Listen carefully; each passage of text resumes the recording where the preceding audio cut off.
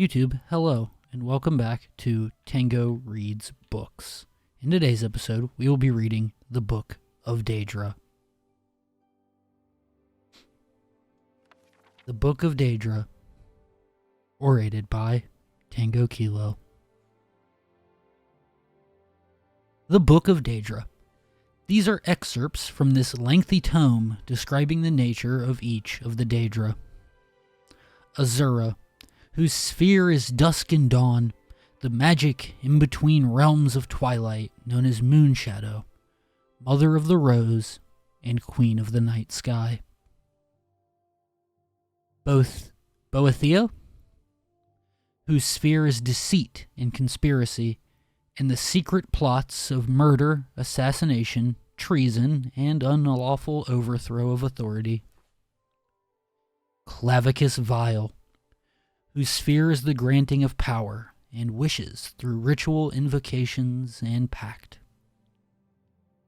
Hermaeus Mora, whose sphere is scrying of the tides of fate, of the past and future as read in the stars and heavens, and in whose dominion are the treasures of knowledge and memory.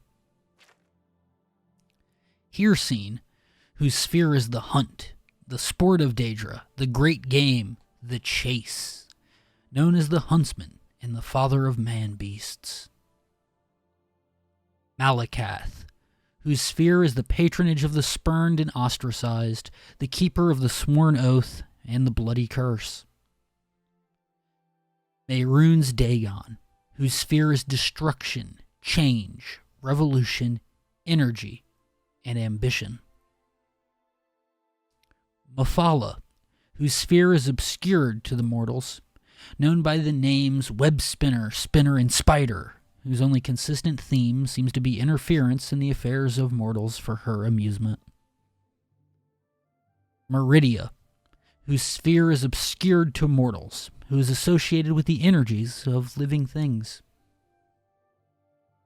A new hand touches the beacon. Bolag Ball, whose sphere is the domination and enslavement of mortals, whose desire is to harvest the souls of mortals and to bring mortals as souls within his sway by spreading seeds of strife and discord in the mortal realms. Namira, whose sphere is the ancient darkness, known as the Spirit DAEDRA, ruler of sundry dark and shadowy spirits, associated with spiders, insects, slugs, and other repulsive creatures which inspire mortals with an instinctive revulsion. Nocturnal, whose sphere is the night and darkness, who is known as the Night Mistress. Periite, whose sphere is the ordering of the lowest orders of Oblivion, known as the Taskmaster. Sanguine, whose sphere is hedonistic revelry and debauchery, and passionate indulgences of darker natures. Sheogorath, whose sphere is madness, and whose motives are unknowable.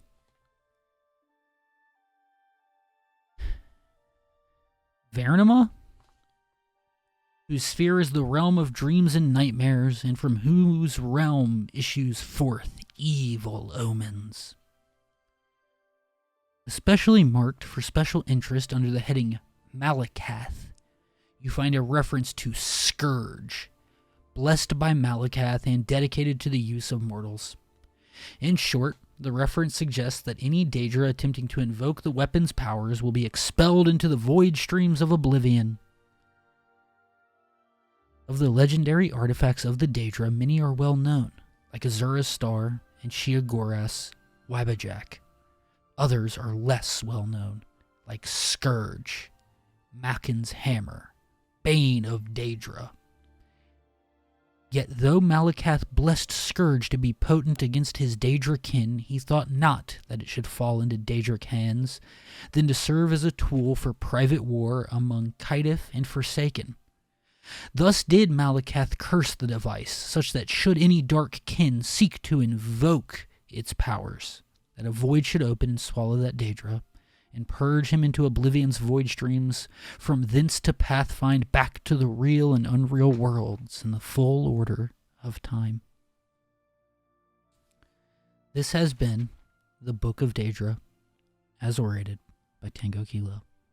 If you enjoyed this, please like this video, subscribe to the channel. Most importantly, comment down below who your favorite DAEDRA is.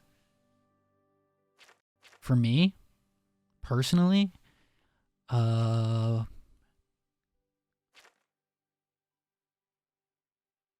much as I want to say Nocturnal, because I do love me some Nocturnal, it's probably Sheogorath.